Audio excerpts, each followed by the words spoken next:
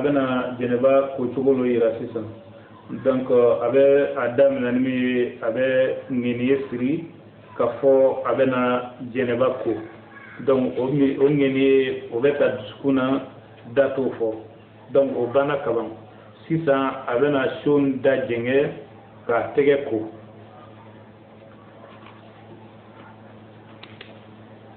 wala abe tegen ko siyan saba walma ka tegen ko fo kata nogo fuite tegen na tumanamna utma ayre bellala ko jinaba ko boga bellala ko fuite mbulu la tuguni utma abe soroka bolo do jila sisa ni bolo ko bana abe atega do son kono jila sisa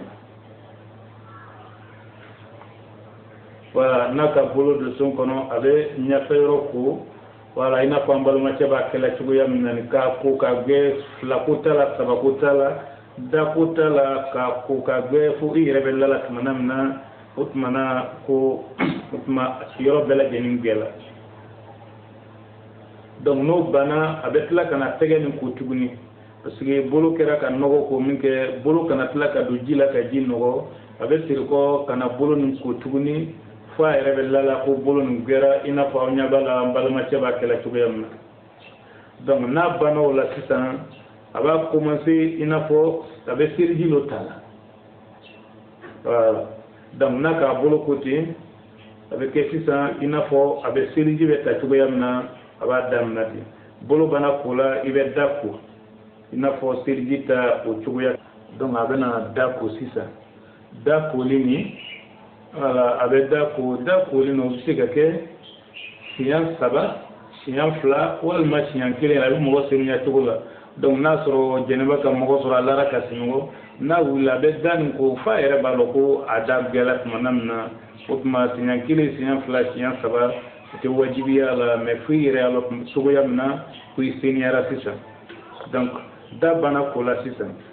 utma abe jido nuna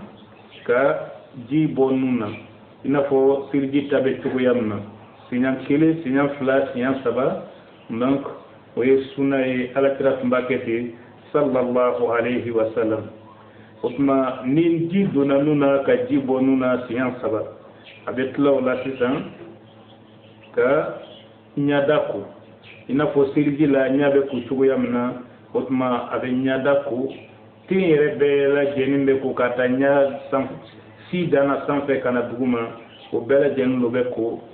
comme min b'ale ni seliji cɛw la o tuma tama yɛrɛ bɛɛ lajɛlen bɛ ko si bungusi bɛ yɔrɔ min na ka ji se fa duguma yɔrɔw la ka tereke kosɛbɛ donc voilà n'a banna o bɛɛ lajɛlen ko la sisan hali bi a bɛ kɛ i n'a fɔ seliji bɛ cogoya min na donc a bɛ bolo ko sisan voilà a bɛ bolo nin ko siyan saba ina fo abe sirji ta ba commencer kinimbulu la ina fo ba yela tuguya mna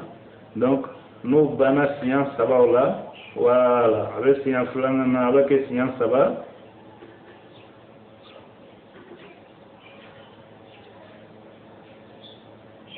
donc abe no mamulo fenen ko o tuguya kile na siyan saba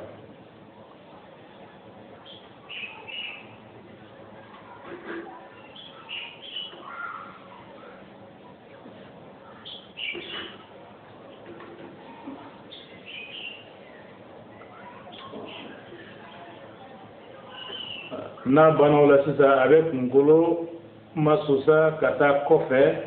ka asusa kana nyafe donc katla la sisa sa oyi sirji tani ni fenka tolo ji bolo do tolo kono ima ya ka jita tolo masusa likama otma oyi sunaye donc akere na fo sirji tala abetla ka abolo faji la sisa ka bon kungolo kan wala ka bon kungolo kan ka kungolo ko kosele jibe se fo kungolo duguma le be jige kungolo ki bolo ke ka bogo fo jibe se kungolo ma donc muso abake chugo bela jenna fo jibe se a kungolo ma otma akunsi akun duguma roma jeneba koto na sura bana aya haida ni jeneba be kola haida bani mo kama be kuni foni ka kunsigi foni turu kana ka kuna ni aya surabe pola jigili jeri ban lo kama otma kuni be foni otma jeneba ko lo kama ko muso kana mesi do kuna ukana mano ke ka kunsi parce que ni mesi no be kuna jire do tanay ji otma jire tisi ka do duguma rola alno taala tira kan go Allah sallallahu alaihi wasallam ka mesi do kuna otma fin fe adama dinya batu tian adama den kan ki yoro majenya la parce que dunia na kono fem bele jente fuye otma kiyama koro janama tirikini akaduni nya here bele jente ka kumabo na bana kungo kolati otma abi bolu fadila tuni ka akretelin ko kini molo felan ko kaji kana sefo achemanche rola ngona ko anyama balma chela tugo yamna donc avec kini molo fe fan be ko kana se ayre chemanchero la voilà donc na banu la sisan abe jita tuguni ka numambolo kini molo felan ko abise ka go fo ka tagbe sinya saba wal manira kal ko saba mi be ba ko katimoka otma dati ko tala jago ya gelo la nyini katla kan numambolo fela fenite na fa ka kini molo ke tugayamna ka ko kana se a chemanchero ma ka tiriki kusebe fu yere balo ka bela no bana ibi ikono disiro nunku ka jigi wala nyafero nunku donc katla ka se wala no bana sisa ibi ikofero ku ibi jida tugo bela jenna otma fo jibe farkolo yoro be soro ibi debure tugo bela bolo bisika yoro soro bolo ba soro ka tiriki yere bela la sisa ko jika yoro bela jenni soro na bana wala sisan akaye donc avec kinmolo seni ko sizakata a chamanchero la ka jigi fo sena wala ka ta chamanchero la ka jigi fo sena woro munu tun kora adaboto mais comme sans la jini mena jiga kan avec canon donc ka kotuni ka ta chamanche na politun lo la rom na ka jigi kana sefo senguru jonna duguma donc avec la kan numambolo fela fanenketi ina fo kinimbolo kera tuguyamna yoro mune kuruma yoro ye senguru kofero bolo nongo kuru yoro mune yoro duguni donc wolube trike fiere betala ko nogotwi donc nini bela jenim bana avec kinimbolo se tabarako ala kinimbolo se wala abo ko sisan wala serji lo be fanga basika dabara serji talola kana sen serji lo mata otma sen serji lo betala sisan idan na to be nyagon do kono nyagen nunu ngon lo jim mesel lay kutoni o kama lon mo ba kanu ki bo iya place premier na kayele manyiga fanware fe otma kata sirji la ban werol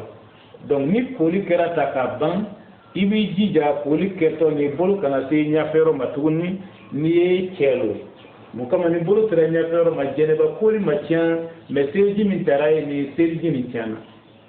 donc ne jeneba ko toye min chekan kira muhammad tumba kala tango sallallahu alaihi wasallam mais lon bawo ka daga ni masika keta ne ko ni seliji kene nyofa ni masika keta ibe ngeni yesiri ibi jija jibi farkolo era bela jeni soro ibe kinimbulu ya fanko ka ko numambulu felanye jibi farkolo era bela jeni soro ibe bo kata kenema katiya sirijita ya selika masisa ya selike otma me jeneba kule mais comme kuma tiara jeneba kule krefe lon ma do yere ka kayna ko kusugu ya warolo fo mo ci se ga fam otma min ni jabu yai ibe ngini yesri ka fo mena jeneba loko donc itega ko folo bulu no ni kana do jila ji saninya so merete be bulu kombo be sisa otma bulu na se ka pombe ji no ibe ngini yesri ka fo mena jeneba loko otma be kinimbolo felo ko ka kon